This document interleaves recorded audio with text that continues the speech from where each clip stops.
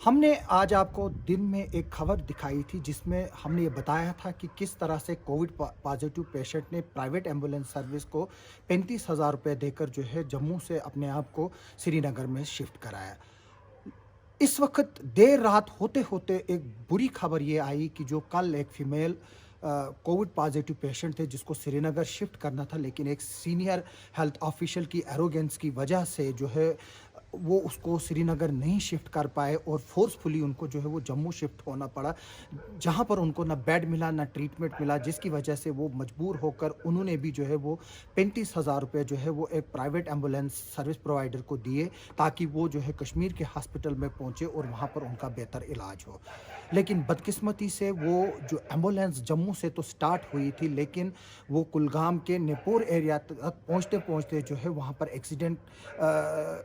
उसका हुआ। और जो दो ये बहनें थी जिनमें एक कोविड पॉजिटिव थी और जो उसके साथ बहन सफ़र कर रही थी एज ए अटेंडेंट, उन दोनों की जो है वो मौत हो गई। कल रात को जब हम लोग हॉस्पिटल पहुंचे, हमें जब ये खबर मिली कि जरीना मैडम और मरियमा मैडम जो बहुत ही कोविड की वजह से बड़ी ही परेशान हाल थे और उनकी हालत काफ़ी ख़राब थी, वो हॉस्पिटल में इस इंतज़ार में थे कि उनके लवाकीन जितने भी थे वो इल्तिजा कर रहे थे हॉस्पिटल एडमिनिस्ट्रेशन से, हॉस्पिटल सीएमओ से कि हमें श्रीनगर भेजा जाए। श्रीनगर में बेड्स की अवेलेबिलिटी कोविड केयर में ज़्यादा है बनस्बत की जम्मू। पिछले दिनों में आपने देखा कि जम्मू जीएमसी में कितनी ज़्यादा डेथ्स हुई due to the non availability of oxygen और बाकी चीज़ों के मद्देनज़र रखते हुए।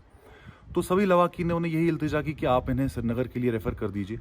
तो जो मेडिकल सुपरिटेंडेंट है, अब कानूनी तौर पे अगर आप देखें तो मेडिकल सुपरिटेंडेंट इंचार्ज हॉस्पिटल का, he is the person who can shift and who can write A referral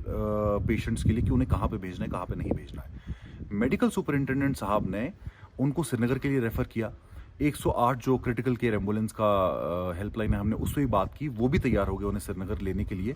लेकिन जब उनने सीएमओ साहब की परमिशन मांगने की कोशिश की तो सीएमओ साहब ने साफ साफ मना कर दिया कि मैं इन्हें जम्मू नहीं भेजूंगा,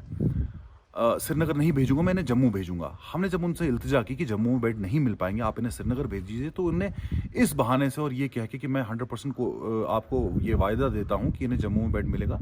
उन्होंने उन्हें जम्मू भिजवा दिया ज़बरदस्ती, जबकि ये नहीं चाह रहे थे। जिसके चलते आज आप देख रहे हैं दोनों जो खवातीन हैं ये जम्मू पहुंची, इन्हें बेड नहीं मिला, वो न मिलने के बाद में इन्हें श्रीनगर शिफ्ट होना पड़ा और श्रीनगर शिफ्ट होते होते इनकी मौत हो गई। देखिए,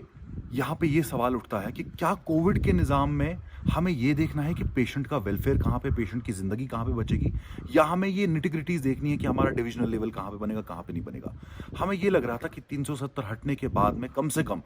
इन लोगों के जो ब्यूरोक्रेटिक सेटअप जम्मू कश्मीर में बन रहा है, जिस ब्यूरोक्रेटिक सेटअप ने तबाह कर दिया है जम्मू कश्मीर को, ये जो एक बदनज़मी फैल रही है यहाँ पे, इस बदनज़मी ने, आज मैं ये कहना चाह रहा हूँ कि इस बदनज़मी की वजह से इन दो खवातीन, ये जो हमारी उस्ताद हैं किश्तवाड़ के, मैक्सिमम खवातीन को इनने पढ़ाया हुआ है, इन दोनों की मौत जिस वजह से वो, मेरे ख्याल में सबसे ज़्यादा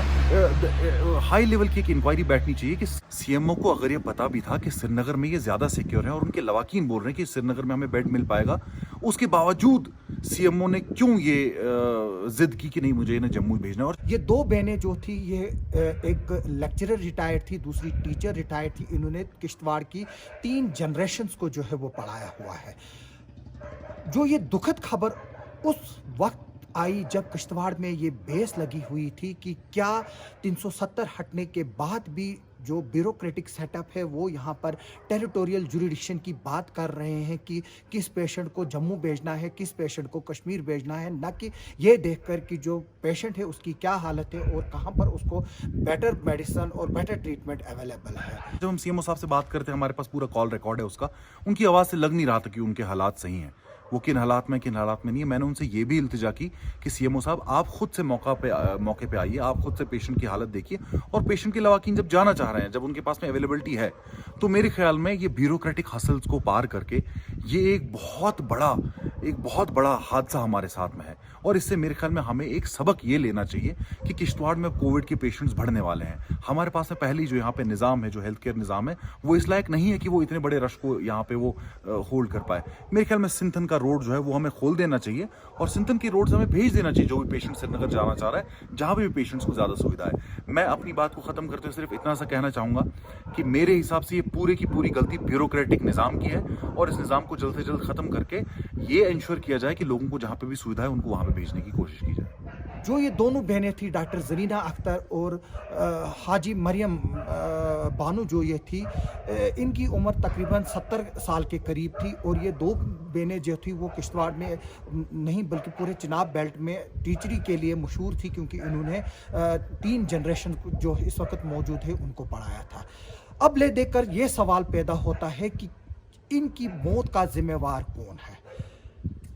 क्या वो चीफ मेडिकल ऑफिसर जिसने अपनी एरोगेंस की वजह से जो ये पेशेंट था और जो दूसरा पेशेंट था जो खुशकिस्मत रहा जो श्रीनगर पहुंच गया, ये जो दो बहनें बदकिस्मत थी जो हादसे का शिकार हो गई और इनकी वहां पर मौके पे ही मौत हो गई, क्या सीएमओ इनका जिम्मेवार है या कोई और है? लोग डिमांड कर रहे हैं कि इसकी एक प्रॉपर इंक्वायरी होनी चाहिए ताकि जो कसूरवार अफसर है उसको जो है सज़ा दी जा सके। इसके अलावा लोगों में ये भी सवाल उठ रहे हैं कि जो किश्तवाड़ सिंथन रोड है जिस पर लाखों रुपया जो है सनो क्लियरेंस के नाम पे हर साल निकाला जाता है, ये आज भी क्यों बंद है, जबकि गवर्नमेंट ऑफ इंडिया के ऑर्डर्स हैं कि जितने भी इंटरनल लिंक रोड्स हैं या हाईवेज हैं या नेशनल हाईवेज हैं उनको खोल दिया जाए। अब वक्त ही तय करेगा और लोग ही इस बात का फैसला करेंगे कि क्या जो है उनके लिए सही है या एडमिनिस्ट्रेशन करेगी। अगर एडमिनिस्ट्रेशन को ये डिसीजन लेना था तो कल ये दोनों बहनें और जो दूसरा कोविड पेशेंट था वो श्रीनगर के बजाय जम्मू क्यों शिफ्ट हुए? मैं आसिफ नायक।